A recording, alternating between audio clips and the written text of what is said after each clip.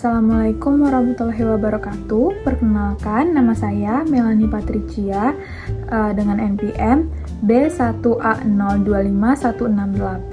Saya berasal dari kelas C. Baiklah teman-teman, selanjutnya saya di sini akan menjelaskan tentang materi penyertaan, antara lain pengertian dari penyertaan, bentuk-bentuk penyertaan, dasar hukum penyertaan, serta contoh kasus dari penyertaan. Apa sih yang dimaksud dengan definisi penyertaan? Penyertaan dalam definisi umum merujuk pada keterlibatan aktif individu, kelompok, atau entitas dalam proses, sistem, atau entitas hukum. Penyertaan dalam keadaan dua orang atau lebih terlibat dalam suatu tindak pidana, baik melakukan langsung, membantu, maupun menganjurkan. Selanjutnya, apa saja bentuk-bentuk dari penyertaan? Baiklah, bentuk-bentuk penyertaan itu ada 5. Yang pertama, pelaku. Yang kedua, orang yang menyuruh melakukan. Yang ketiga, turut serta dalam melakukan. Yang keempat, penganjur. Yang kelima, pembantu. Yang pertama, pelaku. Apa sih yang dimaksud dengan pelaku? Pelaku adalah orang yang langsung melakukan sendiri perbuatan tindak pidana tersebut, termasuk dalam dasar hukum pasal 55 ayat 1 ke 1 KUHP. Yang kedua, orang yang menyuruh melakukan.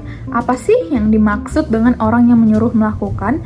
Yaitu orang yang tidak melakukan sendiri perbuatan tindak pidana tersebut, tetapi menyuruh orang untuk dijadikan alat. Biasanya, orang tersebut tidak dapat dipertanggungjawabkan secara hukum. Secara singkatnya, tidak cakap dalam hukum. Termasuk dalam dasar hukum pasal 55 ayat 1 ke 1 KUHP. Yang ketiga, turut serta dalam melakukan. Apa sih yang dimaksud dengan turut serta dalam melakukan? Yaitu, dua atau lebih orang bekerja secara sadar dan sengaja untuk melakukan suatu tindak pidana, dan harus ada kesamaan kehendak dan kerjasama nyata antara para pelaku, termasuk dalam dasar hukum pasal 55 ayat 1 ke 1 KUHP. Selanjutnya, yang keempat, penganjur. Apa sih yang dimaksud dengan penganjur? Yaitu orang yang menganjurkan orang lain supaya berbuat tindak pidana, biasanya dengan maksud memberikan janji atau memberikan hadiah, menyalahgunakan kekuasaan, menggunakan ancaman atau kekerasan, memberikan kesempatan, sarana, atau keterangan palsu, termasuk dalam dasar hukum pasal 55 ayat 1 kedua KUHP. Selanjutnya, kelima, pembantu. Apa sih yang dimaksud dengan pembantu dalam penyertaan?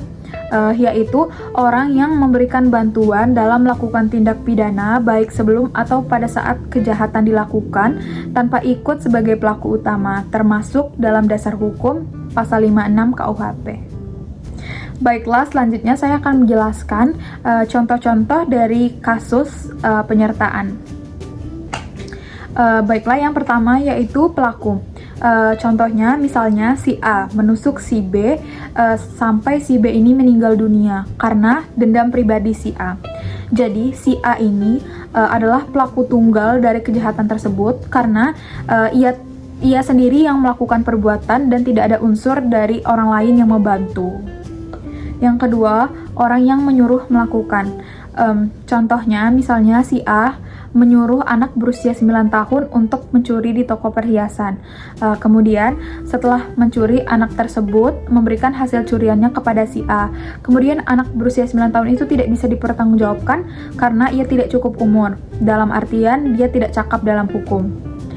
Yang ketiga, turut serta melakukan. Contohnya, misalnya, Ali dan Budi berpakat mencuri di sebuah rumah.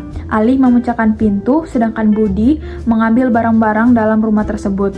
Keduanya dianggap medeplagger karena sama-sama melakukan perbuatan dengan mencuri dengan niat dan tindakan bersama. Selanjutnya, yang keempat, penganjur. Contohnya, misalnya, Amir berkata kepada Budi, "Kalau kamu bunuh Farhan, aku akan memberikan kamu uang sejumlah 1 miliar. Budi kemudian benar-benar membunuh Farhan. Jadi, Amir ialah penganjur karena dia menghasut dan mendorong Budi melakukan pembunuhan.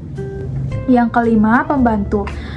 Contoh, misalnya Ali dan Budi merampok bank. Citra menunggu di luar dengan kereta untuk membawa mereka lari selepas rampokan. Lalu, si Citra ialah penganjur karena dia membantu melarikan pelaku, bukan pelaku utama dalam perampokan. Baiklah, sekian penjelasan saya tentang materi penyertaan. Bila saya ada salah kata, mohon dimaafkan, dan bijaklah dalam bertindak. Pasal 1 ayat 3 Undang-Undang Dasar 1945, Indonesia adalah negara hukum. Terima kasih.